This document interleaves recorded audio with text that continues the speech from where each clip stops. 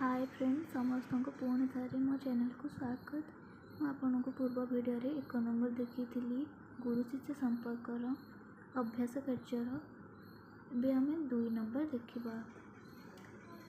2 number प्रथम अच्छी शिक्षक शिक्षा चिरंतन एपरी कहीं कहुई।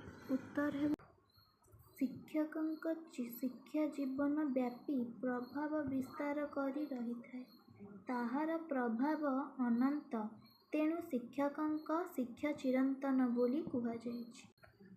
ख नंबर गोटे दीप अन्य एक दीप को जालिबार तात्पर्य कौन? उत्तर है यार तात्पर्य हेउची जड़े शिक्षक ज्ञान एवं आदर्श जड़े शिष्यार जीवन को आलोकित करिथाए। जेपरी गोटे दीपरू अन्य दीप को आलोक संचारित हुए, सेहीपरि शिक्षक ज्ञान शिष्य मध्य संचारित हुई तांको ज्ञानी करिथाए।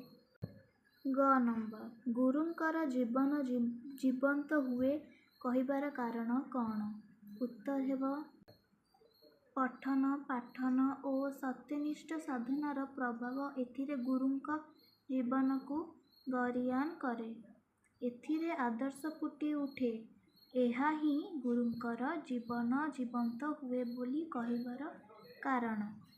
घ नंबर तेजस्वी नाबाधी तमस्तु उक्तिरु गुरु शिष्य संपर्क में कौन जना पड़ुछि? उत्तर है एही उक्तिरु गुरु शिष्य संपर्क में अविच्छेद्य भाव जना पड़ुछि। अर्थात गुरु हेब शिष्य परायण और शिष्य हेब गुरु परायण। व नंबर शिक्षार सामाजिक लक्ष्य कौन हेबा आवश्यक?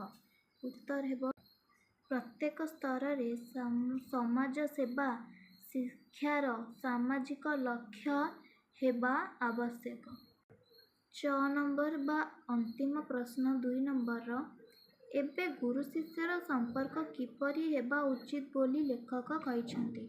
उत्तर हेबा एबे गुरु शिष्यर संपर्क नियामक और प्राधिकार भित्तिक न होई सहायक सहयोगी और उत्साहप्रद हेबा उचित बोली लेखक कहिछन्ति। मो चैनल टी देखा आपन को बहुत बहुत धन्यवाद। आर 3 नंबर आंसर पाइबापी आपण मो चैनल को लाइक सब्सक्राइब कर दिंतु, जहाद्वारा मु आपन को नेक्स्ट वीडियो रे 3 नंबर देखेबी। धन्यवाद मो चैनल टी देखि। Thank you, bye bye, Tata.